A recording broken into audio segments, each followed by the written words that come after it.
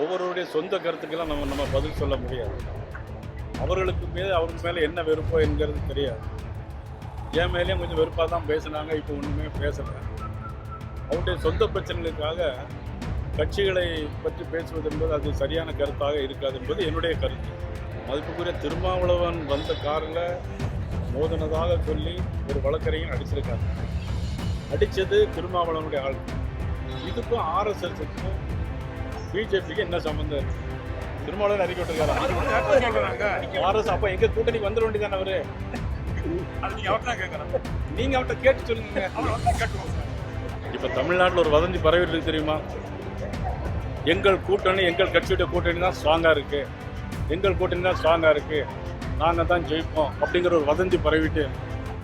ஆனால் நிச்சயமா ஆட்சி மாற்றம் உறுதி. தேசிய ஜனநாயக கூட்டணி ஆட்சிக்கு வரும். தேசிய ஜனநாயக கூட்டணியுடைய ஆட்சி தமிழகத்தில் வருவதற்காக நாங்கள் பயணித்துக் கொண்டிருக்கிறோம். மக்கள் விரோத போக்கை சந்தித்துக் கொண்டிருக்கிற திமுக ஆட்சி ஒரு விடியாத அரசை மக்களுக்கு தந்து கொண்டிருக்கிற ஒரு அரசு. இப்போ இனிமேல் தான் உண்மையான ஒரு விடியல் கூடிய அரசாக தேசிய ஜனநாயக ஆட்சி வருவதற்காக மக்களுக்காக நாங்கள் எங்களுடைய பயணத்தை நாங்கள் தொடங்குகிறோம். சார், அதாவது அதிமுக கூட்டணியில் விஜய் வந்துட்டாரு அப்படின்னா பாஜக தமிழரசு கலத்தி விட்டார், அதாவது எடப்பாடி பழனிசாமி அவர்கள் கலத்தி விட்டார் அப்படின்னு டிடிவி தினகரன் பேசுகிறாங்க. ஒவ்வொருவருடைய சொந்த கருத்துக்கெல்லாம் நம்ம பதில் சொல்ல முடியாது. அவருக்கு மேலே என்ன வெறுப்போ என்கிறது தெரியாது. என் மேலேயும் கொஞ்சம் வெறுப்பாக தான் பேசுனாங்க, இப்போ ஒன்றுமே பேசலை. அவருடைய சொந்த பிரச்சனைகளுக்காக கட்சிகளை பற்றி பேசுவது என்பது அது சரியான கருத்தாக இருக்காது என்பது என்னுடைய கருத்து. 41 பேர் நெரிசல்ல கொலை செஞ்சாங்கிற மாதிரி ஒரு ஸ்டேட்மெண்ட் கொடுத்துருக்கீங்க. இது சம்பந்தமா ஒரு நபர் கமிஷன்ல எதுவும் இல்லை, ஒரு நபர் கமிஷனே நம்ம ஒரு கமிஷன் போட்டிருக்காங்க, அதை குறை சொல்லக்கூடாது. ஆனால் அந்த கமிஷனுடைய நீதிபதியாக இருக்கவர் முதலமைச்சருக்கே டொனேஷன் கொடுத்துருக்காங்க. முதலமைச்சருக்குன்னா அது நிதி, அது என்னென்னா அந்த இது நிவாரண நிதி கொடுத்துருக்குறாங்க. அப்புறம் ஏற்கனவே தூத்துக்குடியில் அதே கமிஷன் தான் போட்டாங்க. என்ன நடவடிக்கை எடுத்தாங்கங்கிறது இதுவரைக்கும் எங்களுக்கு யாருக்கும் தெரியலை. நம்ம ஒரு கமிஷனை போட்டிருக்கனால நம்ம யாரும் அதை குறை சொல்லக்கூடாது. எப்படிங்க? இல்லை, அவர் இப்போ தான் பொறுப்பேற்றிருக்காரு. அவர் என்ன நடவடிக்கைகளை மேற்கொண்டிருக்கிறார் அப்படிங்கிறத பொறுத்து தான் அவர் சொல்ல முடியும். திருமாவளவன் வழக்கு நீங்கள் பிஜேபி ஆர்எஸ்எஸ் தான் காரணம் சொல்லியிருக்காரு.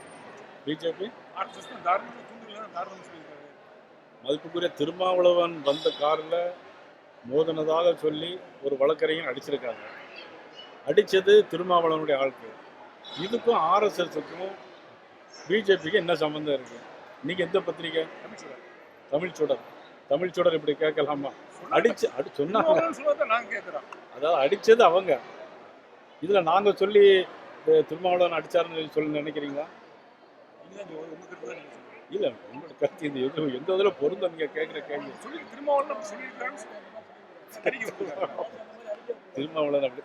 திருமாவளவன் அறிக்கை விட்டுருக்காரு. ஆர்எஸ் அப்போ எங்க கூட்டணிக்கு வந்துட வேண்டியதானே அவரு? நீங்க அவர்கிட்ட கேட்டு சொல்லுங்க.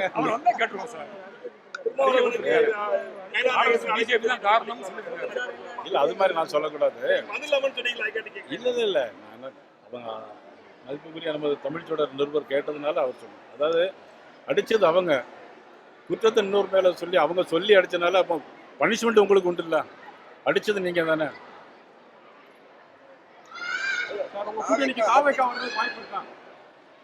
அது யார் வேணாலும் வரலாம், யார் வேண்டுமானாலும் சேர்த்து கொள்வதற்கு நாங்கள் தயாராக இருக்கிறோம். ஆனால் எல்லாருமே ஜனவரி மாதத்துக்கு அப்புறம் தான் ஒரு முடிவு வரும் நினைக்கிறேன்.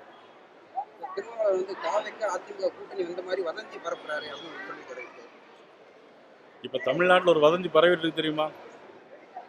எங்கள் கூட்டணி, எங்கள் கட்சியுடைய கூட்டணி தான் ஸ்ட்ராங்காக இருக்கு, எங்கள் கூட்டணி தான் ஸ்ட்ராங்காக இருக்கு, நாங்கள் தான் ஜெயிப்போம் அப்படிங்கிற ஒரு வதந்தி பரவிட்டே இருக்கு. ஆனால் நிச்சயமாக ஆட்சி மாற்றம் உறுதி. தேசிய ஜனநாயக கூட்டணி ஆட்சியில் வரும்.